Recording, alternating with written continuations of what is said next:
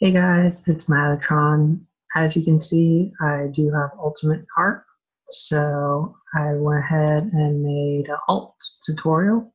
I'm going to be showing you today how to carp, at least how I do it.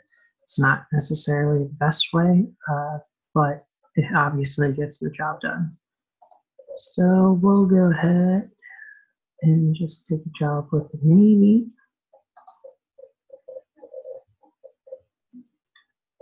And we'll take the station. Now the key to carpentry is to make sure that you'll have a hole right here, a hole right here, a hole right here, and a hole right here.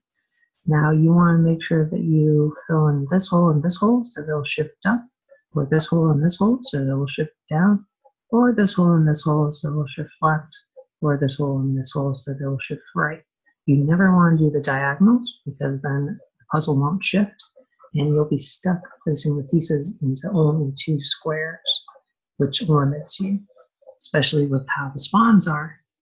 Another key is that you want to make sure that you wait to place pieces until they start wiggling in general. So first up, really easy puzzle right here. That's no big deal. Very obvious what happens. It also helps if you know what all the different pieces are so that you can look and see where everything is. I would suggest looking on the Wikipedia to see what those pieces are. Now, as we can see, we have this mostly filled out, so we probably filled this and this, or this and this. Either way, it just depends on how the pieces spawn, but we'll probably just do these two. And we just keep on filling. Right here, we're going to be hoping for kind of the S piece. At least that's what I found in my head. So we got the S piece. Now we don't want to place that last piece because we just want to wait. We know that we have it. And we might need this P for something else later. So if that makes sense, hopefully, pretty much we know that we have it and that we're good, but we don't know if these other holes are going to be okay. So now we place that, we go ahead and place that, and now the puzzle would normally shift, but because it's such a early on stage, it won't shift. And we just keep on puzzling.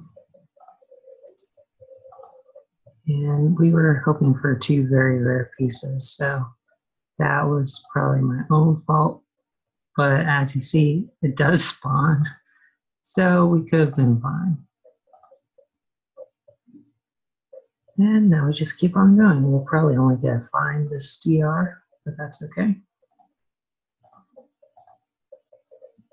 Yep, so fine. But what you basically want to do is make sure that you get as many masterpiece chains as you can. So the higher the masterpiece chain, with the least amount of interruptions, the higher your score is going to be on that DR.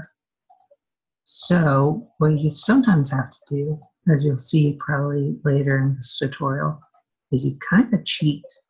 And to be clear, you cheat by making sure that you create a booch hole, which by that I mean you have a hole that you clearly messed up, that has no chance of becoming a masterpiece, and you know that. So since you know that, you go ahead and you just use it to get rid of the crap pieces while still trying to keep your masterpiece chain going. It's not really cheating, it's just ensuring bottom line that you're good and that you get as many masterpieces as you possibly can.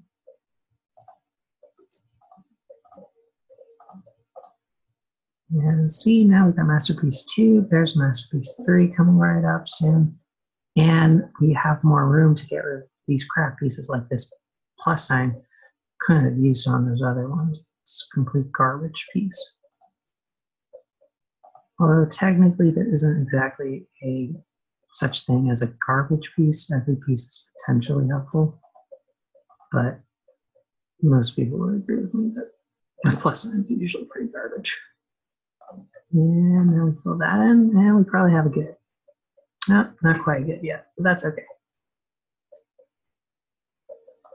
It is a little bit harder to get better scores as you have lower experience, but that's the case for every single puzzle. So just keep that in your head.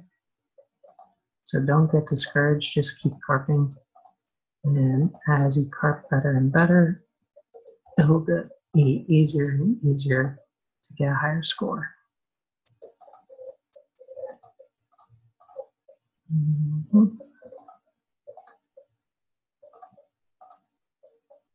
And we're hoping for one of the most common pieces. There we go.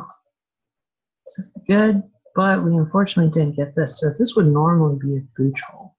But of course, this is the end of the puzzle. You can tell they're coming up on the end by the number of stars that there are. So now we just rinse and repeat.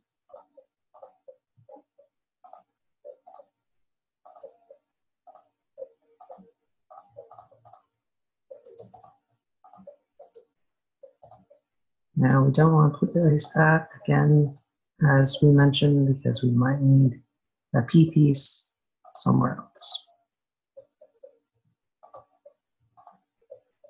And we want to fill out this one or this one. I'm going ahead and doing this one because it's smaller, so that the puzzle will shift.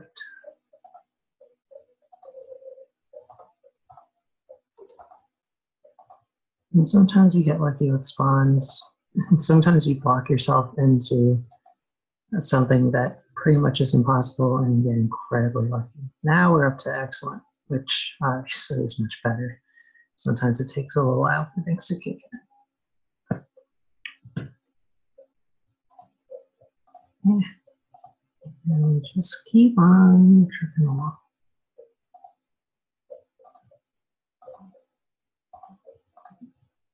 And as you can see, I'm not necessarily going fast. It might be fast to someone unfamiliar with the puzzle, but really this isn't super duper fast. I'm sure there's ultimates out there that could do way faster and way better. This is just the rate that I usually go. And see, this is what I'm talking about. The puzzle didn't shift, and I could have been very, very, very screwed right there. But I got lucky. And I want to encourage doing it the way that I just demonstrated. But we're okay. And so we just keep on going.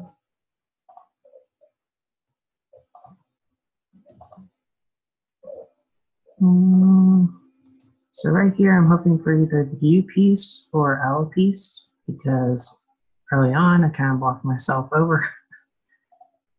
And sometimes you just make silly mistakes by not really thinking and zoning out.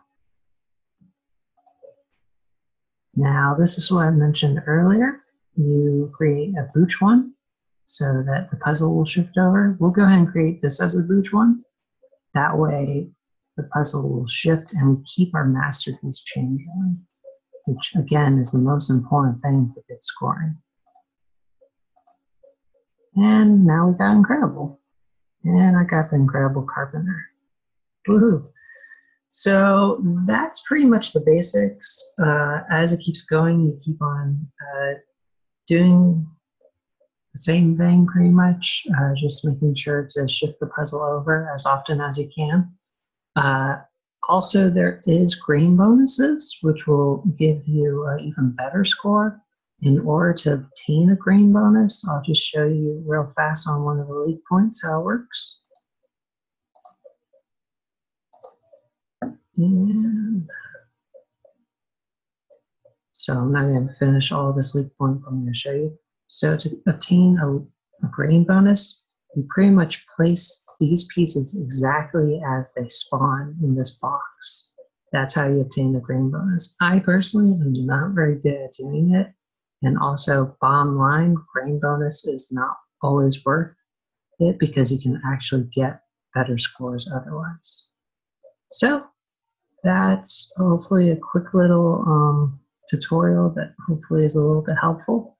If you have any questions, let me know. I can, of course, create another tutorial video in the future. Thanks so much for joining me, guys. See you in game.